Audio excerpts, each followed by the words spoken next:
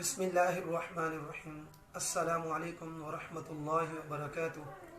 आपका अपना दोस्त भाई अजीज़ वेलविशर हाफिज़ मोहम्मद जबरान। पिछले सबक में हमने तख्ती नंबर 1 और उसमें जो 2 हरफी थे उनकी दुरुस्त अदायगी और मुमकिन गलतियाँ बयान की थी।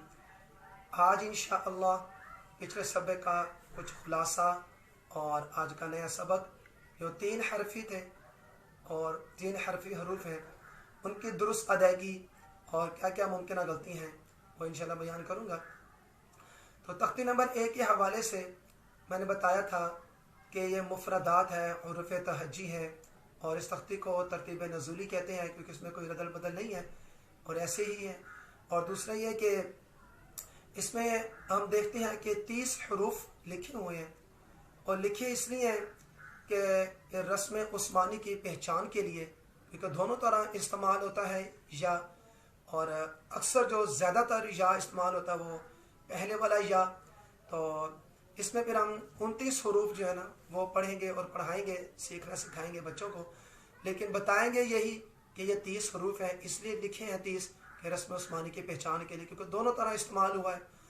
तो पिछले सबक में जो हमारे पता उसका खुलासा यही है कि हमने 2 हरफी पढ़े थे, उनकी मैंने एक मिसाल भी दी थी, जो बताया था कि आ जा, इसी तरह बाता, ताहा, खोरो, जातो, वोफा, हाया। फिर बीच में एक हमज़ा है, हमज़ा को हम पढ़ेंगे क्योंकि वो ऐसे ही पढ़ा जाता है, उसको लंबा करना या ना लंबा करने का कोई नहीं है, सिर्फ उसको हमज़ा ही पढ़ना है। तो अब मैं जो 3 हरफी हैं पहले वो पढ़ूंगा, फिर आखिर में इनके मुमकिन गलतियाँ वगैरह बताऊंगा। तो सबसे पहले है जीम है, तो इसको हमने पढ़ना कैसे है आप गौर से। इसमें 3 हरफी हैं क्योंकि जो साउंड आ रहा है शुरू में और आखिर में वो है जीम, जी का और आखिर में मीम का। इन दोनों के दरमियान में जो छुपा हुआ वो या है, या मद्दा है। तो इस तरह ये 3 हरफी हो गए, जीम, या और मीम, तो या मद्दा है बीच में। इसी तरह दाल और दाल है, दाल एक खुद इसका जो साउंड आ रहा है और आखिर में लाम का साउंड आ रहा है, इन दोनों के दरमियान में अलिफ मद्दा है। फिर दाल, दाल खुद है और आखिर में लाम है और अलिफ मद्दा है। और सीन, शीन, इनमें भी सीन खुद है और या मद्दा है और नून है। शीन, शीन खुद है, या मद्दा है और नून है। इस तरह आगे सौद और वौद, इसमें सौद का साउंड आ रहा है, आखिर में दाल का साउंड आ रहा है, और वौद, वौद का साउंड और आखिर में दाल का, इन दोनों के दरमियान में अलिफ मद्दा है। इसे 3 हरफी हो गए। और आइन और गौइन, इसमें आइन का साउंड है और आखिर में आइन, नून का साउंड है, गौइन, गौइन का साउंड और आखिर में नून का साउंड है। इन दोनों के दरमियान में जाइलीन है। कौफ, काफ, लाम, इनमें दरमियान में अलिफ मद्दा है। शुरू में कौफ की आवाज़ है और आखिर में फ़ा की है, फिर काफ की आवाज़ है और आखिर में फ़ा की आवाज़ है, लाम की आवाज़, आखिर में मीम की आवाज़ है, दरमियान में अलिफ मद्दा है। मीम, शुरू में मीम है, आखिर में मीम है, दरमियान में या मद्दा है। नून, इसमें नून शुरू में आखिर में नून है और दरमियान में वाव मद्दा है। तो इसी तरह अब इनको दुरुस्त अदायगी क्या है वो हम पढ़ेंगे। आप उंगलियों की पहचान भी कर सकते हैं, जिस तरह ये एक आप देख रहे होंगे उंगली है, इसको हम बंद किया। अब बा, ता, सा भी है। अब 3 हरफी हैं, अब देखें जीम, दाल, जाल, इस तरह। तो अब मैं पढ़ने लगा हूँ, आप भी तो सुन रहे होंगे, वो भी इसको ठहर ठहर के पढ़ूंगा और ठहर ठहर के पढ़ने का मकसद ये होगा ताकि हर एक जो है ना वो तसल्ली के साथ इसको दुरुस्त अदायगी से पढ़ लें। जीम, दाल, जाल। कल मैंने एक बात बताई थी पिछले सबक में कि तजवीद ही असल है और असल नकल है। नकल उतारनी पड़ेगी। देखें कई जगह पर एग्ज़ाम होते हैं, उसमें नकल चीटिंग करते हैं, वो तो एक अच्छी बात नहीं है, गलत बात है। तो लेकिन ये जो चीटिंग है, ये चीटिंग करनी पड़ेगी, आपको देखना पड़ेगा आपको उस्ताद की तरफ कि हर हरफ में मुख्तलिफ किस्म की होंठों की शेप बनती है, तो वो आप लोगों को सबको देखना पड़ेगा। देखने से ही तजवीद है। और तजवीद फिर कैसे हासिल होगी? पढ़ने से, क्योंकि कुछ चीज़ें देखने से हासिल होती हैं, कुछ सुनने से, कुछ लिखने से। और ये जो तजवीद है ये ज़बान से इसका ताल्लुक़ है। जितना हम इसको पढ़ेंगे, जितना बार बार इसकी दुरुस्त अदायगी पढ़ेंगे, और इतना ही जितनी प्रैक्टिस करेंगे, जितनी स्ट्रगल करेंगे, इंशाल्लाह उतना ही अपने आप को फ़ायदा होगा। तो गौर से सुनिएगा। जीम, दाल, दाल, सीन। आपने देखा होगा होंठ नहीं हिले, तो होंठ ना हिले, सी ऐसे बिल्कुल ना हो, तो होंठ अपनी जगह पर है बिल्कुल ऐसे। सीन, शीन, सोद,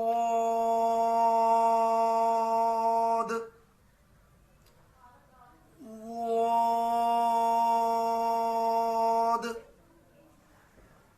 आइन,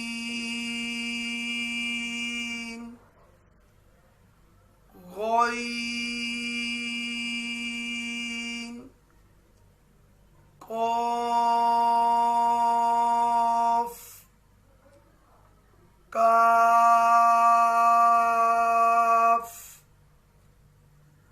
लाम,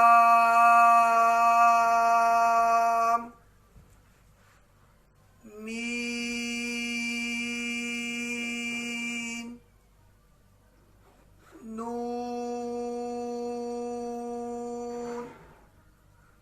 अब जो नेक्स्ट लफ्ज़ है वो है वाव। वो मैं आपको दिखाता हूँ कि आप देख रहे हैं कि यहाँ पर वाव लिखा है, उसके साथ अलिफ भी है, और आखिर में फिर वाव जज़म है। तो अक्सर वाव पढ़ते हैं, लेकिन जो अक्सर ये जो लफ्ज़ है वो है, पहले हमने वाव को लंबा करना है, आखिर में फिर वाव को जज़म करना है। दोनों में, शुरू में भी और आखिर में भी होंठ गोल करने की कोशिश करनी है। वाव, वाव, गौर सुने, वाव, इसमें शुरू में भी और आखिर में भी। अब इंशाल्लाह 3 हरफी जो हरूफ उनकी मुमकिन गलतियाँ बताता हूँ। सबसे पहले है जीम। तो इसमें जीम होंठों में दब गया, गलती है, गुना ना हो। जीम कलकला ना हो, हिले नहीं लफ्ज़ आखिर में। जीम बिल्कुल होंठ फटे नहीं और मजबूर ना हो, तो दुरुस्त अदायगी जीम। अब आगे है लफ्ज़ दाल और दाल। इनमें आखिर में लाम के ऊपर कलकला हो जाता है। दाल, दाल, या लाम दब जाती है, दाल, दाल, ये लाम। तो ये दोनों मुमकिन गलतियों में से हैं। इसी तरह दाल में ज़ की आवाज़ ना आए, जिस तरह ता बताया था, इसमें भी ता और दाल का मखरज एक ही है, दोनों में नरमी के साथ, इनको लिसावियाँ कहते हैं। तो ज़बान को आसान जो है वो आप ये देख लें कि जब हमने नरम हरूफ को अदा करना है, ये कायदा को लिहाज में रखें, जब हमने नरम हरूफ अदा करने हैं तो ज़बान को जिस जगह हमने रखना है वहाँ से नरमी से अदा करना है। नरमी से जब अदा करेंगे तो बिल्कुल इसमें सख्ती नहीं आएगी। इस तरह ता, लाल। अब ये लाल, यहाँ पर लाल ज़बान रखी है, अब यहीं पर अगर हम थोड़ी सख्ती कर देंगे तो वो लाल का जो साउंड है वो ज़ का आ जाएगा। या ज़बान अंदर, दांतों से अंदर ना रहे, बाहर आए, लाल, तो ज़ा, ये तो इसे गलत, सख्ती ना हो इसमें। इसी तरह आगे है सीन और शीन। इनमें भी आखिर में नून के ऊपर कलकला हो जाता है, या नून के ऊपर गुन्ना हो जाता है, या ये आवाज़ इनकी नाक में चली जाती है। सी, सी हो जाता है, सी, सी ना हो, बल्कि जिस तरह हम ABC बच्चों को पढ़ाते हैं ABC, सी का साउंड है। इसी तरह सी, और होंठ ना हिले, सी ना हो, सी ऐसे नहीं, बिल्कुल सी, होंठ अपनी असली हालत में रहे, सीन। और कलकला क्या है, सीन, शीन। गुन्ना क्या है, सीन, शीन। आवाज नाक में जा रही है, सीन, शीन, ये गलती है। शीन में नरमी ना हो, ठीक है जी। इसी तरह आगे स्पोद और वॉद, ये बहुत अहम हरूफ हैं। इनमें या तो आखिर में दाल पर कलकला नहीं होता, स्पोद वोद ये कलकला है, तो गलती क्या है, स्पोद वोद, एक तो ये। और जो सबसे अहम गलती है तो सूरत अल-फातिहा में भी जब पढ़ते हैं वोद को, वो लोग वो, उसमें भी गलती क्या होती है कि इन दोनों के दरमियान में जो अलिफ है, वो अलिफ शुरू से तो मोटा होता है लेकिन आगे जाकर वो बारीक हो जाता है, होंठ पूरे खुल जाते हैं। अब कैसे देखें, स्पोद, ये अलिफ आगे जाके बारीक हो गया, वोद बारीक हो गया अलिफ। तो शुरू से लेकर आखिर तक स्पोद और वोद में अलिफ मोटा ही रहे, अलिफ बारीक ना हो। स्पोद वोद, तो अलिफ शुरू से आखिर तक मोटा रहे।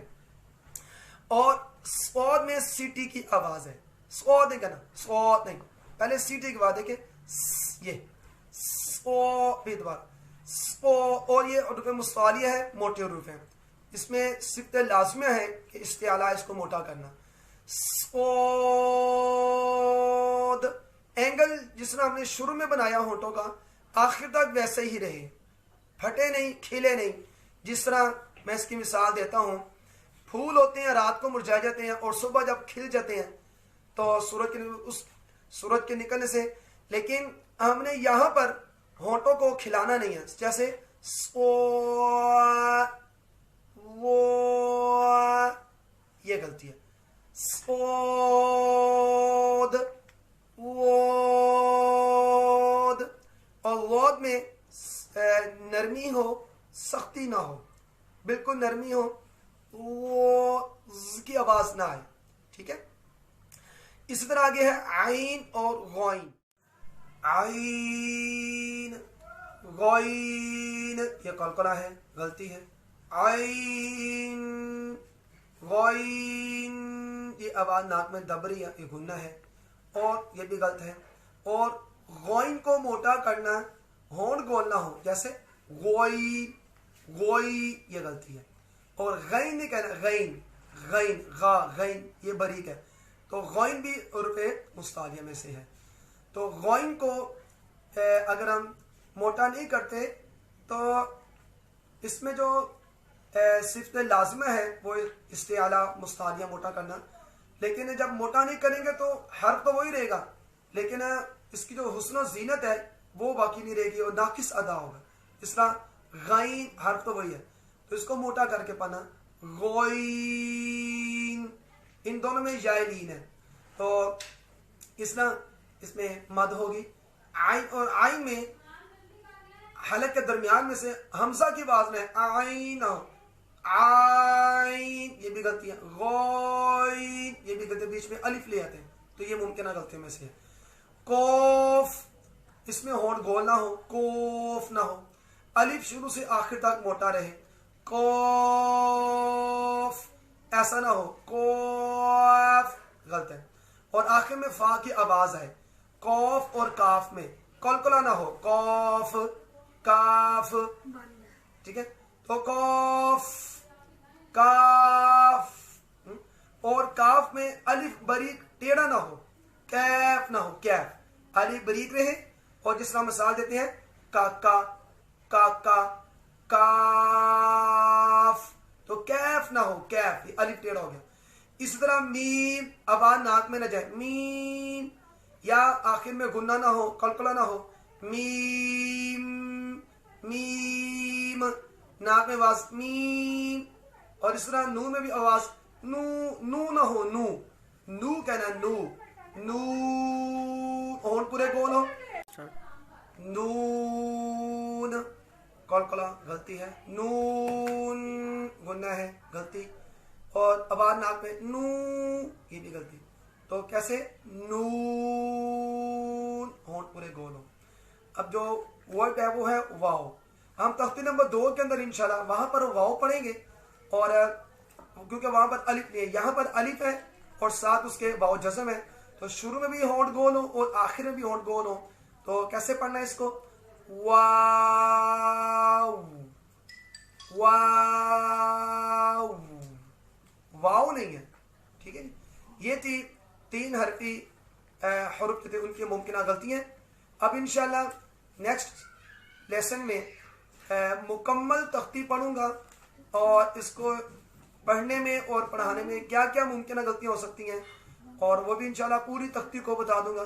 क्योंकि इसमें कुछ हुरूफ ऐसे हैं कि जिनको लंबा नहीं करना, फौरन एक ऐसा हर्फ आ जाता है उसको लंबा करना है, वो लंबा ही नहीं होता। कभी ऐसा होता है कि हुरूफ 2-3 हैं वो लंबे हो रहे हैं, और साथ ही एक ऐसा आ गया जिसको लंबा करके नहीं पढ़ना, वो भी लंबा हो जाता है। या तो एक ऐसा हर्फ है वो मोटा करके पढ़ना है, और आगे वाला जो लफ्ज है वो बरीक करके पढ़ना है, वो भी मोटा हो जाता है। तो ये कुछ गलतियां वगैरह होती हैं। इंशाअल्लाह नेक्स्ट सबक में मुकम्मल तख्ती को एक बार पढ़ूंगा ठहर ठहर कर इंशाअल्लाह, और मुमकिन है कि आप लोग भी इससे इस्तिफादा हासिल करेंगे इंशाअल्लाह। तो आज के सबक में इतना ही। अल्लाह ताला हम सब को इखलास नसीब फरमाए, और हम सब एक दूसरे के लिए सालिह और मुस्लिह हैं, और अल्लाह पाक इस सबक को हदायत का जरिया बनाए, और पूरी दुनिया के अंदर ये जो खौफ तारी है, अल्लाह पाक इस खौफ से हम सबको बाज़ल बरी फरमाए। अस्सलामु अलैकुम व रहमतुल्लाहि व बरकातुहू।